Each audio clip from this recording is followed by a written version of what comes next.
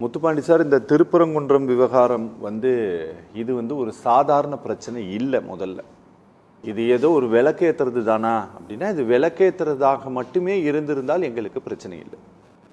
ஆனால் ஒரு நீதிபதியை நீங்கள் பதவி நீக்கம் செய்யணும் அப்படின்னு சொல்லிட்டு ஒரு 90க்கும் அதிகமான நாடாளுமன்ற உறுப்பினர்கள் கையெழுத்து போட்டு கொடுத்து, அதற்கு இந்த நாட்டினுடைய உள்துறை இலாக்கா அமைச்சர் ஆவேசத்தோடு பதில் கொடுத்து, இப்படி அல்லோகல் பட்டது இந்த நாடு. சரிங்களா? தமிழ்நாடு மையப்படுத்தி மதுரையில் இருக்கிற அந்த திருப்பரங்குன்றம்ங்கிற அந்த ஒரு சின்ன ஹில்லை பேஸ் பண்ணி இந்தியா அலறியது, மாத கணக்கில் அலறியது. இந்த ஒரு தீர்ப்பை மையப்படுத்தி நாடாளுமன்றம் பதர்னதுன்னு கூட நம்ம சொல்லலாம். என்ன பண்ணுறதுன்னு தெரியாமல் யூனியன் கவர்மெண்ட் முழிச்சது. அவ்வளோ பெரிய பிரச்சனை இது. ஆனால் இங்கே அந்த நேரத்தில் தமிழ்நாட்டில் என்ன நடந்ததுன்னு நம்ம யோசித்தோம் அப்படின்னா, இந்த திருப்பரங்குன்றம் பிரச்சனையை மையப்படுத்தி எடுக்கப்பட்ட ஒரு ஆவணப்படம் இங்கே எல்லா இடங்களிலும் ஒளிபரப்பப்பட்டது. இந்த அரசு எந்த தடையும் விதிக்கவில்லை. சரிங்களா?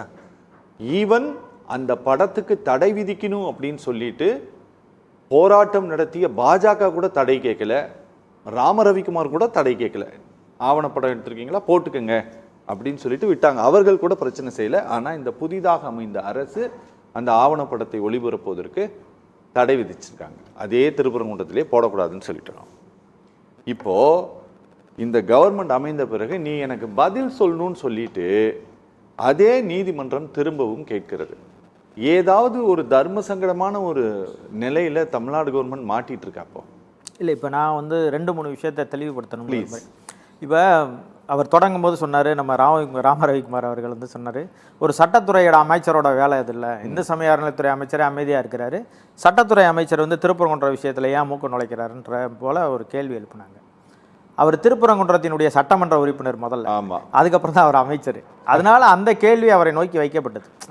திருப்பரங்குன்ற இந்த தீபம் ஏற்றுறதுல என்ன வகையான நிலைப்பாடு எடுக்க போறீங்க அப்படின்ற கேள்வியை அவங்க எழுப்பும் போது அதற்கு பதில் சொல்றாரு. அவர் 2 ஆண்டுகளுக்கு முன்பாக என்ன நிலை இருந்துச்சோ அதுவே தொடரும்னு சொல்லிட்டார். நீங்கள் தொடங்கும் போது அதான் சொன்னீங்க. 2 ஆண்டுகளுக்கு முன்னாடி என்ன நிலை இருந்துச்சு அப்படின்னா, ஆடு கோழி பலியிடுவதற்கு வாய்ப்பு இருந்துச்சு. ஓகே, புரியுதுங்களா உங்களுக்கு? அதை பெற்றுக் கொடுப்பாரா அந்த உரிமையை அவர் நிர்மல்குமார் அவர்கள் பெற்றுக் கொடுப்பாங்களா அப்படின்ற கேள்வி எழுப்பணும். சரி, அது எப்போ தீர்ப்பு வந்துச்சு அப்படின்னு பார்த்தீங்கன்னா 10/10/2025 ஒரு தீர்ப்பு கொடுக்கப்படுது. 3 நீதிபதிகள் கொண்ட அமர்வில் ஒரு தீர்ப்பு கொடுக்குறாங்க. அந்த தீர்ப்பில் ஆடு கோழி பலியிட தடை அப்படின்னு ஒரு தீர்ப்பு வருது. அதில் தான் இந்த பிரச்சனையே வெளியில் வருது, தொடங்குது. இந்த பிரச்சனை எங்கே தொடங்குதுன்னா, ஆடு பலியிடுவதற்கும் கோழி பலியிடுவதற்கும் நம்ம முதலே அது குறித்து விசாரிச்சிருக்கோம். ஒரு எஸ்ஐ நிறுத்துறாரு, எங்களுக்கு இந்த உரிமை இருக்கின்ற பிரச்சனைக்கு போகிறாங்க. அதுலேருந்து தான் இந்த பிரச்சனையே பெரிய இஷ்யூ ஆகுது. இன்றைக்கி இந்திய நாடாளுமன்றமே அலறிச்சுன்னு சொன்னீங்க இல்லையா? அது சாதாரண ஒரு சார்பாய்வாளர் செஞ்ச வேலை. அவர் கண்ணாசைவில் அனுப்பிச்சிருந்தாருன்னா ஏற்கனவே முன்னாடி இருந்த கோழி ஆடு பழி விட்டுக்கிட்டு போயிட்டு இருந்திருப்பாங்க. இந்த தீப பிரச்சனை அது இதுன்னு எதுவுமே வந்திருக்காதுன்னு வச்சுக்கோங்களேன். இது லைம் லைட்டுக்கே வந்திருக்காது இந்த பிரச்சனை. அப்போ ஒரு சாதாரண ஒரு சார்பாய்வாளர் எடுத்த ஒரு சாதாரண பிரச்சனைன்னு சொல்கிற மாதிரி ஒரு சின்ன வேலையில் எவ்வளோ பெரிய பிரச்சனை நடந்திருக்குது அப்படின்றத நம்ம பார்க்க முடியுது. இப்போ இந்த 10/10/2025 கொடுக்கப்பட்ட இந்த உத்தரவை மேல்முறையீட்டுக்கு கடந்த அரசும் போகலை, இப்போ இருக்கிற அரசும் போகலை. ஓகே, புரியுதுங்களா உங்களுக்கு? அப்போ போயிருக்கணும்.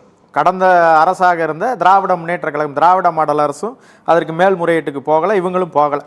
அந்த நிலைப்பாட்டில் IUML எம்பி மேலே போய் பிரியாணி சாப்பிட்டாரு, அவர் போய் அந்த எலும்பை தூக்கிட்டு போட்டார், அது காக்கா தூக்கிட்டு போய் ஏதோ பண்ணிருச்சு, புனிதம் கட்டுருச்சுலாம் பேசிகிட்டு இருந்தாங்க. அப்போ IUML இன்றைக்கி அமைச்சரவையில் பங்கு பெற்றிருக்கிறாங்க. அவங்க இதில் கவனம் செலுத்துவாங்கன்னு நான் பார்க்குறேன். அவங்க இப்போ வரைக்கும் வாயே திறக்கலை. இந்த 1 மாத காலத்தில் அவங்க அமைச்சர் பதவி வாங்கினதுலேருந்து அமைதியாகவே இருக்கிறாங்க, எதுவுமே செய்யலை. மேல்முறையீட்டுக்கு கட்டாயம் போக வேண்டிய தேவை அந்த வழக்கில் இருக்குது. இதில் இந்த 10/10/2025 உள்ளதில் அதே போல் நம்ம சொன்ன மாதிரி டிசம்பர் 1 ஐயா நீதியரசர் அவர்கள் கொடுத்த, சுவாமிநாதன் அவர்கள் கொடுத்த வழக்கினுடைய தீர்ப்பு, அதை தொடர்ந்து கண்டெம்ட் ஆஃப் கோர்ட் இந்த 2 நீதிபதிகள் கொண்ட அமர்வு இப்போ விசாரித்து இதை சொல்லியிருக்கிறாங்க. 22 பதில் சொல்லுங்கன்னு சொல்லியிருக்கிறாங்க, அரசு தரப்பில் சொல்லணும்னு சொல்லியிருக்கிறாங்கன்னு சொல்கிறதுல அந்த இடத்துல ஒரு சின்ன ஃபோர்ஸ் பண்ணணும்னு நினைக்கிறாங்க. அதை தான் நீங்கள் சொன்னீங்க, இந்த இடத்துல ஒரு அழுத்தம் கொடுக்குதா பாஜக அப்படின்னு. இந்த 22/6/2026 சொல்லும் போதே அவங்க அந்த கண்டெம்ட்லேயே நிறைய விஷயத்த சொல்கிறாரு. கண்டெம்ட்டில் அப்பெல்லாம் கொண்டு வர முடியாதுன்னு வச்சுக்கோங்களேன், ஆனால் நிறைய விஷயத்த சொல்கிறார். அது போக வந்து இந்த ரெண்டு நீதிபதிகள் அமர்வில் வந்து கண்டெம்ட் ஆஃப் கோர்ட்டில் வந்து அவர் ஒரு விஷயத்தை பதிவு செய்கிறார். என்னென்னா, இந்த கண்டெம்ட் வராமல் இருக்கணும் அப்படின்னு நீங்கள் நினச்சிங்கன்னா நான் சொல்கிற ஒரு 5 நபர்களை அங்கே வழிபடுவதற்கு அனுமதிக்கணும் அப்படின்னு சொல்கிறாரு. அப்போ அதுக்கு நம்ம ஸ்டே போக வேண்டியது இருக்குது. இப்போ இந்த கண்டெம்ட்டுக்கும் ஸ்டே போக வேண்டியது இருக்குது, ஏற்கனவே கொடுத்த ஜட்ஜ்மெண்ட்டுக்கு ஸ்டே போக வேண்டியது இருக்குது, கண்டெம்ட் வழக்கையும் நடத்த வேண்டியது இருக்குது அரசு. அது போக வந்து நம்ம இப்போ இடையில பேசும்போது சொன்னாங்க இல்லையா, ஒரு சர்வே ஒன்று நடந்திருக்குன்னு சொல்லி சொன்னாங்கல்ல, அவர் கே ரமேஷ்னு சொல்லி ஒரு வழக்கறிஞர் ஒரு வழக்கு ஒன்றை போகிறோம் ஒரு மனு அனுப்புகிறார். மனு அனுப்பி இதை வந்து இந்திய தொல்லியல் துறையின் கட்டுப்பாட்டுக்குள்ளே மலையை கொண்டு வரணும் அப்படின்னு கேட்குறாங்க. கேட்கும்போது அவங்க சொல்கிறாங்கன்னா, ஏற்கனவே உச்சநீதிமன்றத்தின் தீர்ப்பு இருக்குது, ஏற்கனவே இருக்கிற நடைமுறைகள் வழிபாட்டு தலங்களில் சர்வே செய்வதோ வழிபாட்டு தலங்களை மாறுதல் செய்வதோ அது சம்பந்தமான வழக்குகளோ பதிவு செய்யக்கூடாதுன்னு உச்சநீதிமன்றத்தில் தீர்ப்பு இருக்குது, என்டர்டெயின் பண்ணக்கூடாதுன்ட்டு ஆர்டர் அப்படின்ற தீர்ப்பு இருக்குது. இருக்கும்போது அதை மென்ஷன் பண்ணி அவங்க என்ன சொல்கிறாங்கன்னா, இதை கன்சிடர் பண்ணுங்கன்னு மத்திய அரசுக்கு இந்திய தொல்லியல் துறைக்கு அனுப்புகிறாங்க. தொல்லியல் துறை வாங்கி குப்பையில் போட்டுச்சு. அதை குப்பையில் போட்டு அதை கண்டுக்கவே இல்லை. சரி, கண்டுக்கவே இல்லைன்னோட இவர் என்ன பண்ணுறாருன்னா கண்டெம்ட்டுக்கு போகிறார். யாருன்னா ரமேஷ் அவர்கள் வந்து கண்டெம்ட்டுக்கு போகிறாங்க. கண்டெம்ட்டுக்கு போனோடனே அவங்க என்ன சொல்கிறாங்கன்னா, இப்போ யாரை கூப்பிட்டு கேட்கணும், பிரச்சனை உங்களுக்கு எனக்கு, நீங்கள் உங்களை தானே நான் கூப்பிட்டு கேட்கணும், நீங்கள் ஏங்க உங்களுக்கு நான் ஒரு உத்தரவு போட்டேன், ஒரு கன்சிடர் பண்ணுங்கன்னு ஒன்று சொன்னேன், அதை ஏன் கன்சிடர் பண்ணலன்னு உங்களை தானே கேள்வி கேட்கணும். அதில் என்ன பண்ணுறாங்கன்னா, அந்த கண்டெம்ட்டில் யாரை வந்து இவங்களை எதிர்மனுதாரராக சேர்க்குறாங்கன்னா மாவட்ட ஆட்சியரை, மதுரை மாவட்ட ஆட்சியரை சேர்க்குறாங்க. மாவட்ட ஆட்சியரை வந்து சேர்த்து இதுக்கு நீங்கள் பதில் சொல்லுங்கன்னு சொல்கிறாங்க. செய்ய வேண்டியது இந்திய தொல்லியல் துறைக்கு அவர் முதல்ல கேட்குறாரு. இதில் நம்ம ஆரம்ப காலத்திலே பல கூத்து நடந்துச்சுன்னு நம்ம பேசணும். அதுபோல் தான் இந்த கண்டெம்ட்லேயும் இந்த கூத்து நடக்குதுன்னு வச்சுக்கோங்களேன். மாவட்ட ஆட்சியரை சேர்த்த உடனே மாவட்ட ஆட்சியர் என்ன பண்ணுறாரு, சரி நமக்கு கண்டெம்ட்னு கூப்பிட்டு கேட்குறாங்க, நம்ம என்ன பண்ணுறதுன்னு சொல்லிட்டு அவர் ஒரு 7 பேர் கொண்ட குழுவை போடுறாரு. அதாவது திருமங்கலத்தினுடைய ஆர்டிஓவை கூப்பிட்டு ஒரு குழுவை போட்டு வருவாய்த்துறையினுடைய அதிகாரிகள் 25/5/2026 இதை வந்து சர்வே பண்ணணும் அப்படின்னு சொல்லி ஒரு உத்தரவை பிறப்பிக்கிறாரு. அந்த உத்தரவின்படி 25ஆம் தேதி ஆய்வு செஞ்சுட்டாங்க, அளந்துட்டாங்க, சர்வே பண்ணிட்டாங்க. அதோட ரிசல்ட் என்ன ஏதுன்னு இன்னும் வரப்போகுதுன்னு வச்சுக்கோங்களேன். இதெல்லாம் இந்த கவர்மெண்ட் அமைஞ்சதுக்கு பிறகு இதெல்லாம் எந்த தொலைக்காட்சியிலையும் விவாதத்தை எடுக்கல, எந்த தொலைக்காட்சியும் இதை பற்றி பேசலை. இந்திய நாடாளுமன்றமே உழுக்குன இந்த விவகாரம் கொஞ்சம் கூட கவனம் பெறாமல், இன்றைக்கு இருக்கிற எதிர்க்கட்சி கூட இது குறித்து பேசாமல், IUML அமைச்சரவையில் இருக்கிறாங்க அவங்க பேசாமல், விடுதலை சிறுத்தைகள் சனாதனத்தை எதிர்க்கிறோம்னு பேசுகிறவங்க, பிஜேபிக்கு நேரடியாக இந்துத்துவ சக்திகளுக்கு எதிராக இருக்கிறோம்னு பேசுகிறவங்க அமைச்சரவையில் இடம்பெற்றதுலேருந்து இப்போ வரைக்கும் அமைதியாக இருக்கிறாங்க. இது குறித்து எந்த விவாதங்களுமே நடைபெறல. ஆனால் இதில் வந்து கடைசி வரை மௌனத்தை கடைபிடித்து வருவது மத்திய அரசாங்கத்தினுடைய தொல்லியல் துறை. இல்லை அது நான் தான் சொன்னேன்ல, அது தூக்கி குப்பையில் போட்டுருச்சு. ஆனால் அதை கேள்வி கேட்கல, மாவட்ட ஆட்சியரை கேள்வி கேட்குறாங்க. மாவட்ட ஆட்சியர் அப்புறம் அரசே இல்லை. 8/5 அப்புறம் தான் வந்து அரசு வருதுன்னு வச்சுக்கோங்களேன். இப்போ போன மே மாதம் 8/5 கலெக்டர் இருக்கிறாங்க, அரசு இல்லை. அரசு ஒரு முடிவு எடுக்க முடியாதுல்ல, கவர்மெண்ட் எடுக்க முடியாதுல்ல. அப்போ அவர் தான் என்ன சொல்கிறாருன்னா 25ஆம் தேதியிலேருந்து ஆய்வு செய்யுங்கன்னு சொல்லி போகிறாரு. அதுக்கப்புறம் கவர்மெண்ட் அமைஞ்சிருது. இப்போ தாவேக அரசு என்ன செஞ்சுருக்கணும்னா, இந்த மாதிரி வந்து சிக்கல் வந்துடக்கூடாதுன்றக்கா அவங்க என்ன முடிவு எடுக்கணும், கூப்பிட்டு உடனே இல்லைங்க இந்த வேலையெல்லாம் நீங்கள் செய்யக்கூடாது, நம்ம வழக்குகளை ஃபேஸ் பண்ணுவோம், இல்லை இந்த வழக்குக்கு மேல்முறையீட்டுக்கு போவோம், இந்த வழக்கை நம்ம எதிர்கொள்வோம்ல சொல்லணும் அரசு. அதை செய்யல அவங்க. இப்போ நான் சொல்கிற மாதிரி ஆடு கோழி பலியிடுவதற்கு இப்போ வரைக்கும் மேல்முறையீட்டுக்கு போகல, அந்த அரசும் போகல, இந்த அரசும் போகல. இப்போ இவங்க GR சுவாமிநாதன் அவர்கள் போட்ட வழக்குக்கும் இப்போ வரைக்கும் மேல்முறையீட்டுக்கு போகல, எதுவுமே செய்யலை, அந்த அரசும் போகல, இந்த அரசும் போகல. இப்போ நான் சொல்கிற இந்த சர்வே பண்ணுற பிரச்சனை இருக்குது பார்த்தீங்களா, நான் சொன்ன இந்த 3வது வழக்கு, இந்த கே ரமேஷ் அவர்கள் போட்ட தொல்லியல் துறை, இதில் மிக முக்கியமான பிரச்சனை யாருன்னா தர்கா தரப்பு இப்போ வரைக்கும் பார்ட்டியாக சேர்க்கல. ஆனா மாவட்ட ஆட்சியரை சேர்க்குறீங்க. தர்கா தரப்பை கூப்பிட்டு பேசணும்ல, பிரச்சனையே அங்கதானே தொடங்குது உங்களுக்கு. அப்ப அவங்கள விட்டு நீங்க எப்படி, அவங்க யாருனே கன்சிடர் பண்ண மாட்டீங்களா நாட்டில்? தர்கா தரப்பை கூப்பிட்டு கேட்டிருக்கணும்ல நீங்க, இந்த மாதிரி நாங்கள் ஒரு சர்வே பண்ண போறோம், இதில் உங்களுக்கு எதுவும் இருக்குதா என்ன எதுன்னு கேட்டிருக்கணுமா இல்லையா? அதை எந்த கவலையுமே எடுத்துக்கல. ஆனால் ஒரு கண்டெம்ட்டில் வந்து சர்வே பண்ணுங்க, அவரை கூப்பிடுங்க, குழு அமைங்க, அதை பண்ணுங்க இதை பண்ணுங்கன்னு என்ன நடக்குதுன்னே தெரியல நமக்கு. சார் ராம ரவிக்குமார் சார் பேசும்போது சொன்னார், கந்தூரிக்கு அனுமதி கொடுக்குறாங்க எங்களுக்கு கொடுக்கலன்னு சொல்லிட்டு. சார், தமிழ்நாட்டினுடைய நீங்கள் எந்த பகுதிக்கு போனாலும் சரி, சுதந்திரத்திற்கு பிறகும் சரி, சுதந்திரத்துக்கு முன்பும் சரி, நீங்கள் எங்கேயாவது ஒரு ஹிந்து மத வழிபாட்டு தலத்தில் போய் நீங்கள் சாமி கும்பிடக்கூடாது, இங்கே கொடியேற்றக்கூடாது, மணி அடிக்கக்கூடாது, பாட்டு போடக்கூடாதுன்ட்டு ஒரே ஒரு முஸ்லீம் கூட போய் தொல்லை கொடுத்தது கிடையாது. சரி, நீங்கள் சொல்ல வர்றது எனக்கு புரிஞ்சிருச்சு. நம்ம நேரம் இல்லாதனால நீங்கள் சொல்லி என்னன்னா, கந்தூரி விழான்றது இஸ்லாமியர்களுக்கான விழா மட்டும் கிடையாது. ஓகே. அதுல இந்துக்களும் பங்கேற்கிறாங்க, கிறிஸ்தவர்களும் பங்கேற்கிறாங்க.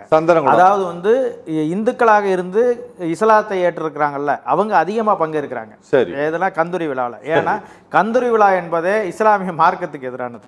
சரி, புரியுதுங்களா உங்களுக்கு? மார்க்க வழிபாடு, அது தர்கா வழிபாடு. தர்கா வழிபாடு அவங்க இதுல இல்ல. இஸ்லாமிய மார்க்கத்துல அது இல்லவே இல்லைன்னு வச்சுக்கோங்க. நம்ம ஆட்கள் இருக்கிறாங்க இல்லையா, இந்து மதத்திலிருந்து போனவங்க தான் சூடம் ஏத்துறதுக்கு பதில் சாம்பிராணி ஏத்துறது, சக்கரை கொடுக்கறது, பாத்தியா கொடுக்கறது, இதெல்லாம் இறந்தவங்களுக்கு இது பண்றதெல்லாம் வந்து யார் செய்வாங்கன்னா நம்ம ஆட்கள் தான் செய்வாங்க. இறந்து போய் அங்க இருக்கிறவங்களும் அதையே தொடர்றாங்க.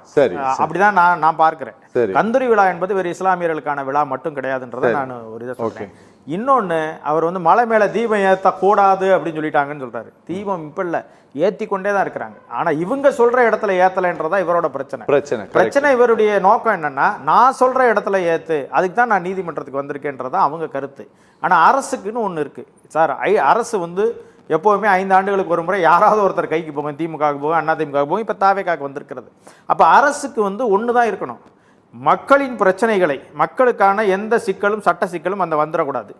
மக்களினுடைய வழிபாட்டு உரிமை பாதுகாக்கப்படணும். இந்த மக்களினுடைய வழிபாட்டு உரிமையும் பாதுகாக்கப்படணும், அந்த மக்களின் வழிபாட்டு உரிமையும் பாதுகாக்கப்படணும். 2 மக்களுக்குமான பிரிவினையோ சண்டையோ எதுவும் ஏற்பட்டு விடக்கூடாதுன்றதுல உறுதியாக இருக்கணும் ஒரு அரசு.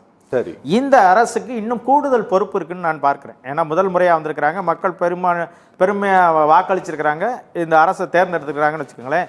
இப்போ உங்களுக்கு ஒரு சின்ன இதோ ஒரு நெருடலோ ஒரு சின்ன இதோ இருக்குது அப்படின்னா, புதிய கவர்மெண்ட்டாக இருக்கிற இந்த தாவேக அரசு ஒரு ஓய்வு பெற்ற நீதிபதியின் தலைமையில் ஒரு குழு அமைச்சு இது குறித்து கட்டாயம் விவாதிக்கணும். இந்த நீதிமன்ற தீர்ப்புகள் குறித்து நான் சொன்ன இத்தனை நீதிமன்ற தீர்ப்புகள் இருக்குல்ல, இதில் எதெல்லாம் மேல்முறையீடு போக போகிறோம், எப்படி மேல்முறையீடு போட போகிறோம், எப்படி போய் இதை வந்து மக்களுக்கு பிரச்சனை இல்லாமல் எதை தடுத்து நிறுத்த முடியும், இதில் எப்படி சட்ட ஒழுங்கை பாதுகாக்க முடியும், மதச்சார்பின்மையும் 2 மதங்களுக்கான பிரிவினையவோ சண்டையவோ அந்த தீர்ப்புகள் வருகின்ற அந்த நீதிமன்றத்தில் நம்ம வைக்கிற பிரச்சனை வந்து தீர்ப்புகளை விட்டுட்டாலோ தீர்ப்புகளை தவறாக பெற்றுக்கொண்டாலோ அதனால் மக்களுக்கான பிரிவினையோ அங்கே உள்ள சண்டையோ வந்துவிடக்கூடாதுன்றதுல இந்த அரசு உறுதியாக இருக்கணும்.